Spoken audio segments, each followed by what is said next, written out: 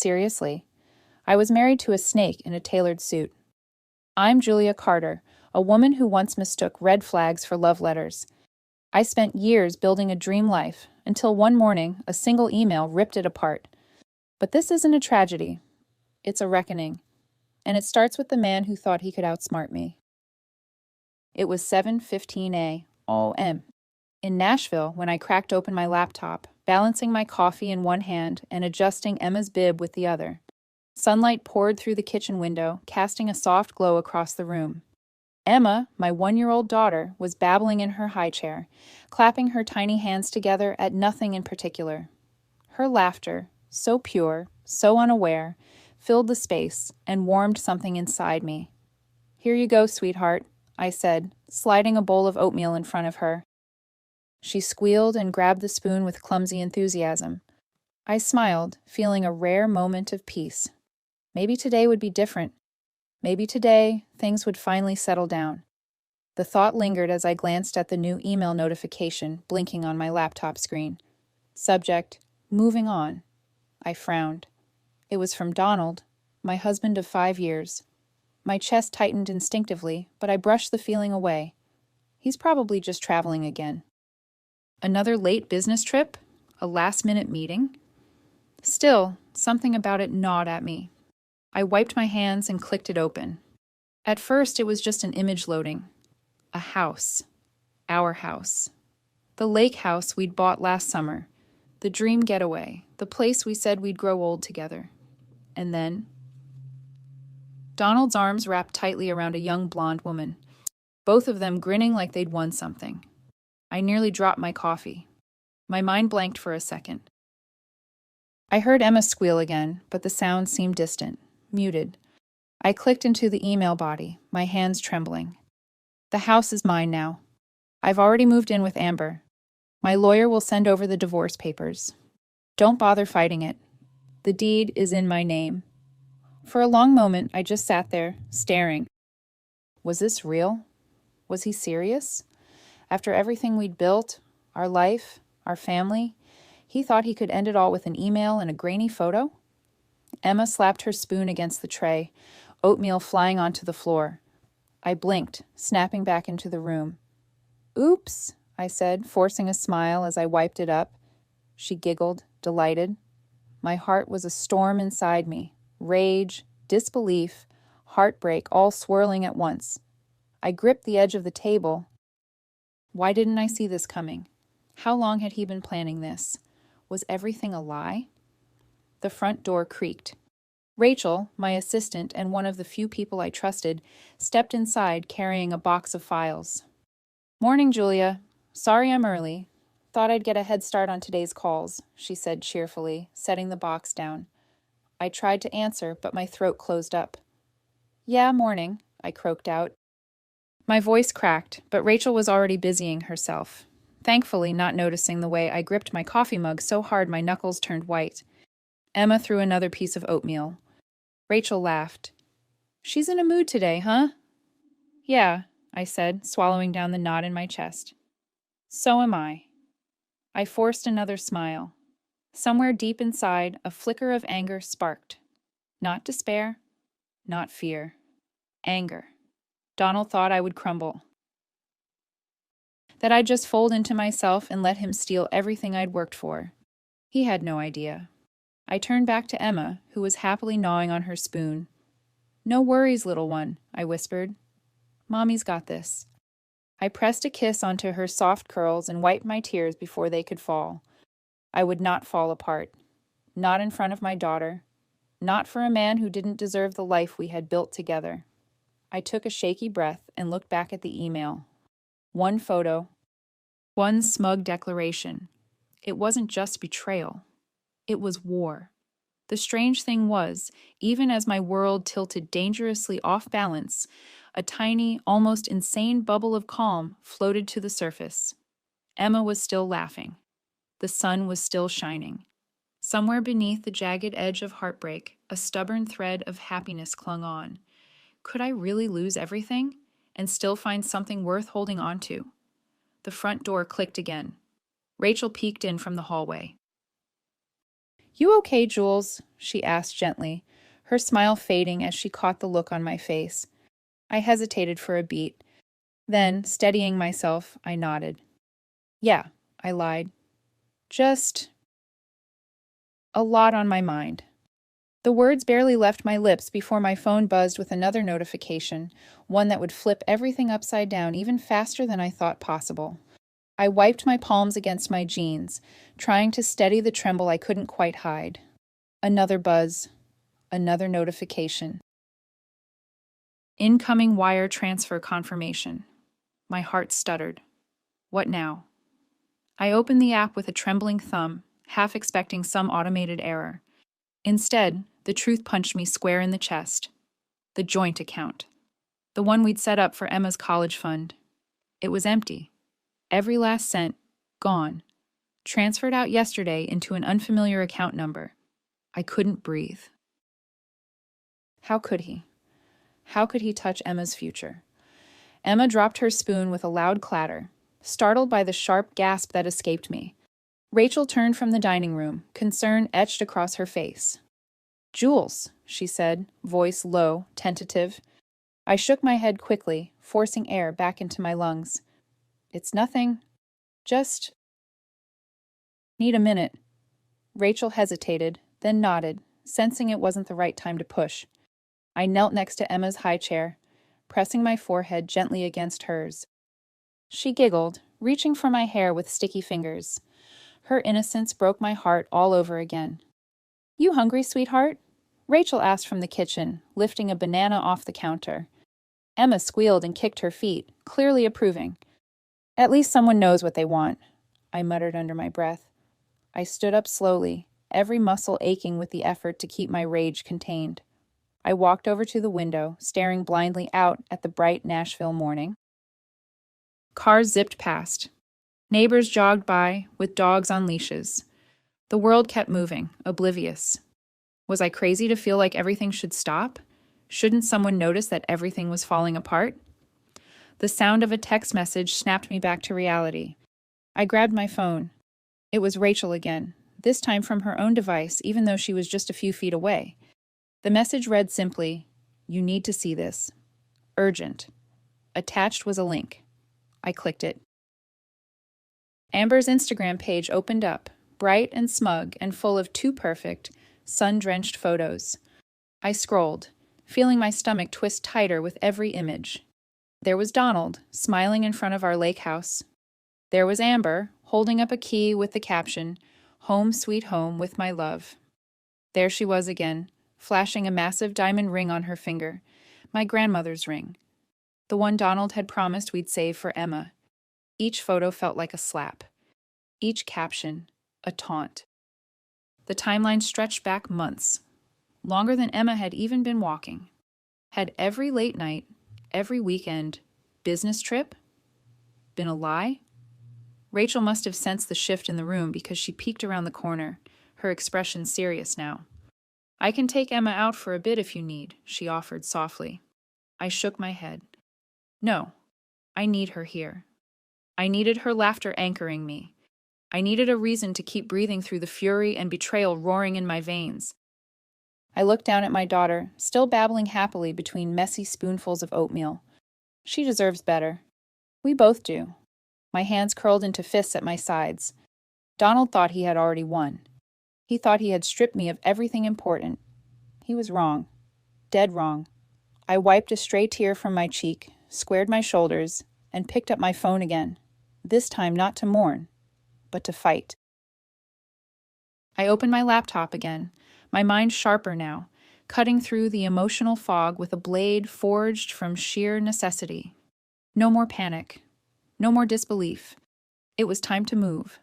First, I pulled up the property documents tucked away in a folder I hadn't looked at in months. Lake House purchase. Personal copy. I scrolled quickly, my eyes scanning for the page that mattered most. There it was. My lawyer's addendum. Signed, notarized, airtight. Although Donald's name was on the deed for tax purposes, the true ownership and all purchase funds were traced directly to my company's profits, protected under separate financial agreements. I allowed myself a tight smile. You should have read the fine print, Donald. A soft knock at the door pulled me back. Rachel peeked in again, holding Emma against her hip. Want me to take her upstairs for a nap? Yeah, thanks, I said, my voice softer now, gratitude threading through the cracks of my anger. Rachel nodded and disappeared upstairs, Emma's sleepy murmurs fading down the hall. Alone in my office, I leaned forward and opened the next file, the live feed from the Lake House security system. Months ago, I'd installed cameras for peace of mind, or so I'd told Donald. In reality, it had been simple instinct. Something had always felt off. And now the footage stared back at me, like a gift, wrapped in betrayal. I clicked through the clips, my pulse hammering harder with each one.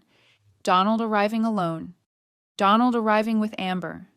Donald and Amber lounging in our living room. Donald carrying out boxes. My boxes. One frame froze me. Amber posing for a selfie in the master bedroom, wearing one of my silk robes, grinning like a thief who thought she owned the place. My hands trembled again, but this time it was different. It wasn't weakness. It was power coiling in my blood, awakening something fierce and unbreakable. You thought you were clever, Donald. I hit download, saving all the footage onto an encrypted drive. Another email pinged into my inbox, this time from my lawyer, Sarah. I had barely managed to type urgent, need legal help now earlier, but she was already on it. Forward me everything you have. Documents, evidence, accounts. Don't panic. We'll move fast. I didn't realize I was holding my breath until I hit send. This wasn't over. Not by a long shot. As I organized the files, another thought wormed its way into my mind. The money. The joint account wasn't the only one we had. What about my business accounts? My stomach twisted at the thought. Had he touched those too? I opened my banking portal, heart hammering against my ribs. The passwords held. The firewalls held. Separate banking. Independent contracts. All intact. Thank God. I slumped back in my chair, breathing a little easier, but the relief was short-lived. Another text from Rachel buzzed through. Julia, check this. Amber's private Facebook page. I clicked the link and felt the rage I'd only barely managed to contain ignite all over again. Screenshots. Messages. Amber bragging to her friends about landing a rich older man. Mocking me. Joking about how the boring wife was too distracted with her little online store to notice anything. Little did she know that little store had quietly become a multi-million-dollar empire. One that I had built with my own two hands, without Donald's help.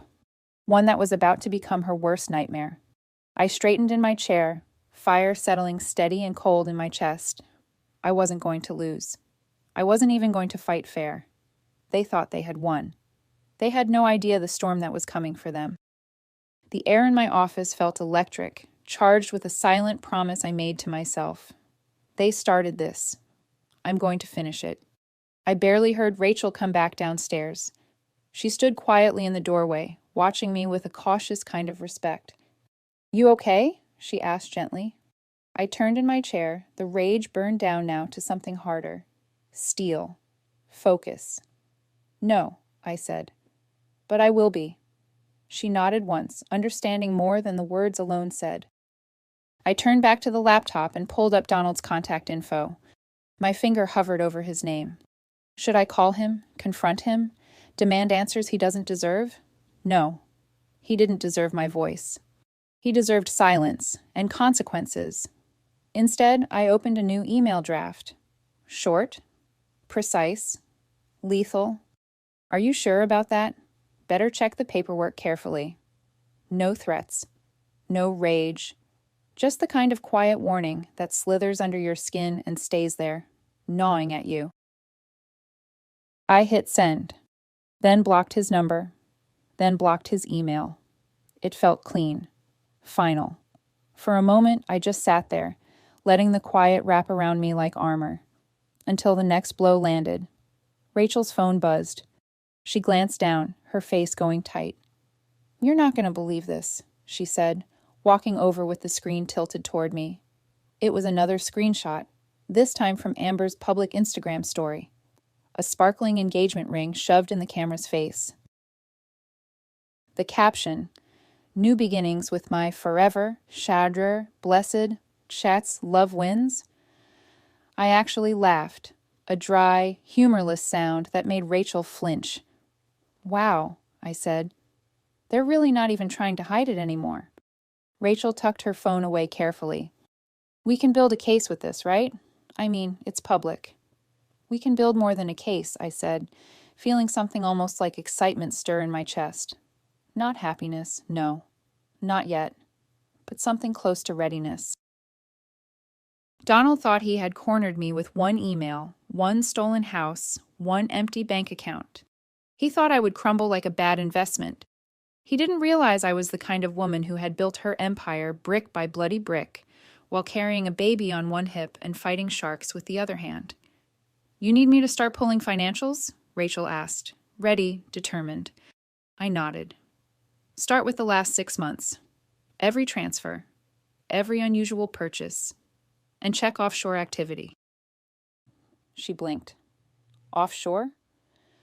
"If he's this sloppy publicly," I said, "he's twice as reckless privately." Rachel disappeared into the kitchen, her phone already pressed to her ear as she called in some favors. I leaned back, staring at the ceiling for a moment. When did everything start slipping? When did he become this man I barely recognized? I thought back to all the late nights Donald had spent working at the lake house. The sudden coldness, the whispered phone calls, the way he flinched when I asked simple questions. I had known. Deep down, I had known. But I'd been too tired, too trusting, too hopeful to confront it. No more. My laptop dinged again. It was my lawyer, Sarah. "On my way. Have everything ready?" "Perfect." I stood up and walked to the window. Outside, the sun was still shining, kids riding bikes down the sidewalks, the world blissfully unaware of the war about to unfold. Behind me, Emma stirred in her crib upstairs, her soft sighs reaching me through the baby monitor. Her tiny, peaceful noises sliced through my chest harder than anger ever could. This wasn't just about me anymore. It was about her. It was about protecting what was ours. I pressed a hand against the cool glass of the window. "You're not losing your future because of his greed," I whispered to her, voice rough with the weight of it all. "I promise." Behind me, my phone buzzed again. Rachel's voice floated in from the kitchen. "Jules, you're going to want to see this." I turned, pulse quickening, because I knew. I just knew. Whatever she had found. It was going to change everything. I crossed the room in 3 strides, heart hammering so hard I could hear it pounding in my ears. Rachel turned the laptop toward me. On the screen was a forwarded email thread, screenshots from a confidential server she'd managed to access through a contact. I skimmed the first few lines and felt the blood drain from my face. Donald wasn't just leaving me. He wasn't just stealing a house or draining an account. He was trying to destroy my company. The emails were between Donald and a corporate lawyer. They outlined a plan. Petition for an emergency audit of my business. Freeze all assets under the pretense of joint marital property. Leak confidential data to a rival company to tank my market value. The final message was the kill shot. Once Julia's company crumbles, merger goes through. We collect her market share. Amber's uncle is fully on board. I stared at the screen, bile rising in my throat. This wasn't betrayal. This was warfare. Rachel's voice broke through the fog. "I also found this," she said, clicking open another tab. A LinkedIn update, still unpublished but drafted. Donald's profile. New title, Chief Financial Officer. Effective next month. The same month the corporate merger was set to finalize. I exhaled sharply, the pieces locking into place so fast it hurt. He wasn't just discarding me for a younger woman. He was trading everything we had built for power, position, and money. And he'd risked everything. Emma's future, my business, his own reputation, for it. I felt something shift deep inside me. A calm, an absolute, unbreakable calm. "Get Sarah on the line," I said, my voice deadly even. Rachel didn't hesitate. She dialed and put the phone on speaker. Sarah answered immediately, brisk and focused. "Julia, I'm at the office. I'm pulling documents now." "Good," I said. "We're going on offense." Sarah didn't even ask what had changed. She knew. "We have the property contracts, the camera footage," she ticked off crisply. "We can bury him on theft and fraud alone." "Not enough," I said. Rachel watched me carefully, her eyes wide but trusting. "I want to go bigger," I continued. "He tried to sabotage a federally regulated business. He used insider connections for corporate espionage. He committed financial fraud across state lines." Sarah was silent for a beat. Then she said, "Okay. Then we don't just go through divorce court." I nodded. "We go through federal court." Rachel let out a slow breath. "Damn, Jules." I turned back to the window, gripping the sill so tightly my fingers ached. Outside, the day looked so deceptively normal. I had once thought betrayal would look messy. Screaming matches, broken dishes, tear-streaked nights. But no. Real betrayal was clean. Clinical, signed and notarized and hidden behind smiles. But it was their mistake to think I'd be easy to crush. "You think we can get injunctions?" I asked Sarah, already knowing the answer. "With the documentation you have?" she said. "Absolutely. We can freeze his assets, stop the merger. Maybe even bring down the whole executive team if we push hard enough." I smiled grimly. "Good," I said, "because I'm not interested in surviving this." Rachel tilted her head. "What are you interested in?" I met her eyes, my voice low and lethal. "I'm interested in winning." The baby monitor crackled softly behind me. Emma let out a tiny sigh in her sleep. My heart squeezed, but the steel inside me only hardened further. This wasn't about revenge. It was about justice. About setting the record straight. For me, for my daughter, for everything they thought they could just take. The first blow had been theirs. The last would be mine. I turned back to the laptop, adrenaline steady in my veins. Let's get to work. Sarah and I worked in lockstep over the next 3 hours. Emails flew back and forth between my laptop and her office server like arrows in battle.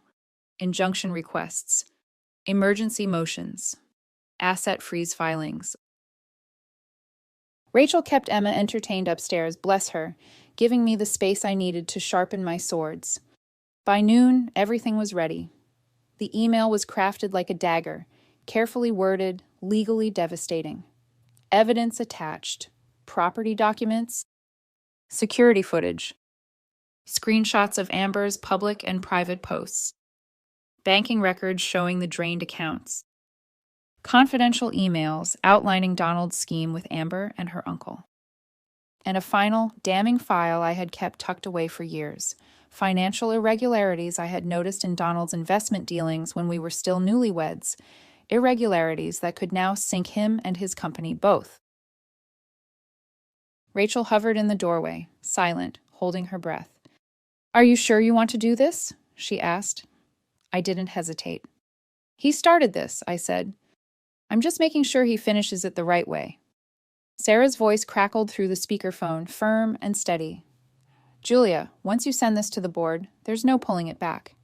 It's a nuclear option." I stared at the draft email glowing on my screen. Donald had made the first move. Now it was my turn. I moved the cursor over the send button and clicked. The silence afterward felt cavernous, like the stillness before a storm finally cracks open the sky. I leaned back in my chair, breathing out slowly. It had begun.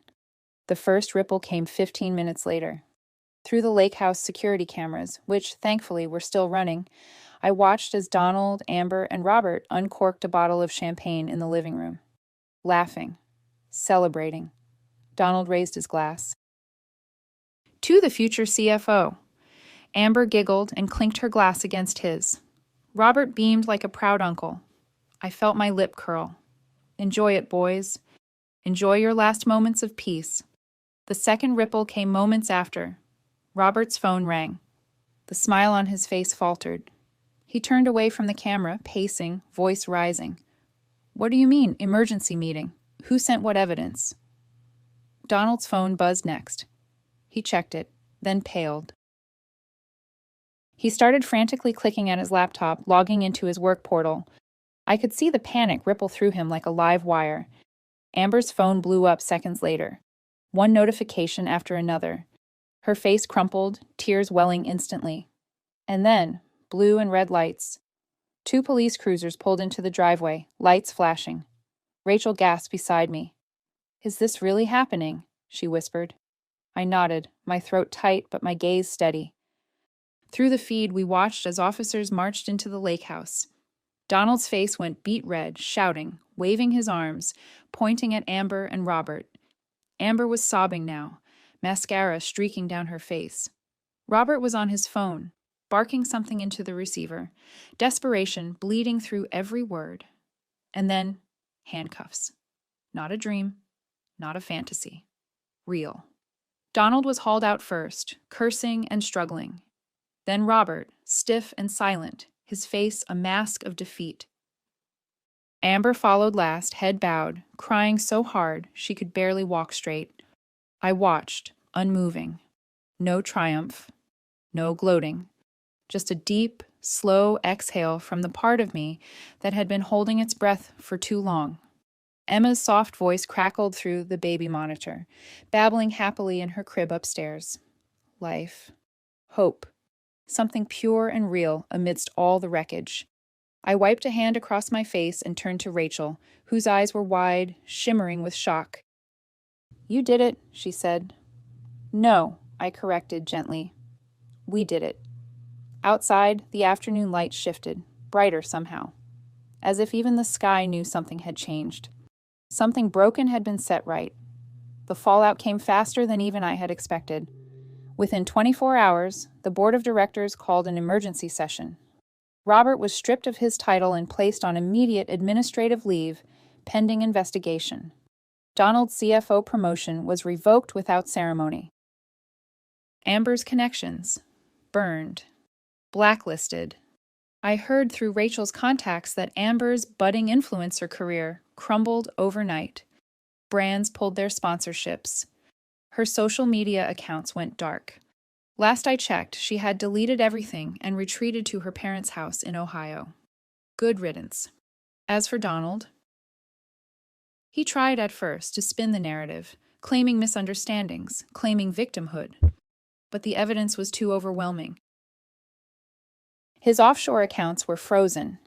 Every penny he'd stolen, from Emma's college fund to the secret accounts he'd set up, was returned, with interest. It turned out that when you commit corporate espionage and financial fraud while gloating about it on unsecured devices, you leave a lot of trails. Donald's career in finance, over. He would be lucky to find work managing a fast food register. I never answered his frantic emails. Apologies, excuses. Pathetic pleas for understanding. Each message sounded the same. I lost myself. It wasn't what it looked like. Amber meant nothing. You were my foundation. Foundations don't crumble when you find greener grass, Donald. They only crack when you take a sledgehammer to them. My lawyer handled everything with brutal efficiency. The divorce finalized with a clean, surgical precision. Donald lost all marital claims, the lake house, the remaining assets, and any future rights to my business earnings. The lake house title transferred fully to my name, where it belonged from the beginning. I had won. But more than that, I had survived intact. Scarred maybe, but stronger, sharper. Rachel and I sat on the deck of the lake house one evening a few weeks later, watching Emma toddle around with a bubble wand. The sunset spilled gold across the water, and for the first time in what felt like years, I breathed without weight, pressing down on my chest. Rachel raised her glass of iced tea toward me. To rebuilding, she said with a grin. I clinked my glass against hers. To building it better, I corrected, smiling genuinely. My business, my real business, hadn't just survived the scandal. It had thrived. Clients and investors, sick of the corruption exposed at Donald's old firm, flocked to my company. Our commitment to ethical practices, once considered idealistic, became our greatest competitive edge. Expansion deals, new partnerships, a reputation stronger than I had dared to hope for. I watched Emma chasing bubbles across the lawn, her laughter ringing out like music. This was what mattered. Not revenge, not power, not even winning. It was this: freedom, peace, a future built on truth, not lies. Later that night, after Rachel left, I sat alone in my office at the lake house. Yeah. Above my desk, I had framed a printout of Donald's original email, the one where he had sent that smug photo and declared his supposed victory. It hung there now, like a trophy. Not out of bitterness, not even out of pride, but as a reminder of what it costs to underestimate a woman who built her own kingdom and will burn it down herself before letting anyone else take it away. I turned off the light and headed upstairs, where Emma slept soundly in her crib, her tiny chest rising and falling in peaceful rhythm. I leaned against the doorway for a long moment, the quiet washing over me. We were safe, we were strong, we were free. And tomorrow we would build something even bigger, something no one would ever touch again. Morning came soft and golden over the lake. I carried Emma outside, wrapped snug against my chest in her favorite blanket. She blinked up at the sky, still half asleep, her small hand gripping the fabric of my sweater. We stood on the porch together, breathing in the clean air, watching the mist lift off the water like a secret being revealed. Everything smelled like beginnings, like second chances. I kissed the top of Emma's head and closed my eyes for a moment, just feeling it, the peace, the wholeness. There were still battles ahead, of course. Court dates, final paperwork, media noise. But none of that mattered here, in this moment. Here, I wasn't a woman scorned. I wasn't a CEO rebuilding after betrayal. I wasn't even a survivor of someone else's war. I was just me, Julia, mother, builder, protector, and I was still standing. Emma squirmed, wriggling free just enough to point toward the water. "Duck!" she said triumphantly, spotting a pair of mallards gliding along the shore. I laughed, a real, full-bodied laugh that felt like it shook something loose inside me. "Yes, sweetheart," I said, "ducks." She clapped her hands and giggled, the sound light and pure in the crisp morning air. I lowered her to the grass, letting her toddle toward the edge of the porch, her tiny steps confident and unafraid. Watching her, I realized something. Donald had tried to define the end of my story, tried to rip apart the life I had built, the dreams I had nurtured, the family I had fought to protect. But he had failed, because my story didn't end with betrayal. It didn't end with loss. It didn't even end with revenge. It began here. Now, with Emma's laughter in the air and the sun on our faces and the knowledge that I was exactly where I was meant to be, I turned back toward the house, our house, where a future waited to be written with our own hands, not built on lies, not bought through schemes, built with love, built with truth. I smiled to myself as I followed Emma across the lawn, her small figure bright against the rising sun. There would be new challenges. There would be hard days, but there would also be hope and joy and the kind of fierce, unbreakable strength that only grows in the places where you once thought you had nothing left. "Come on, baby girl," I called out, jogging to catch up with her. "We've got a world to build." And this time, no one, not betrayal, not greed, not loss, would ever take it from us again.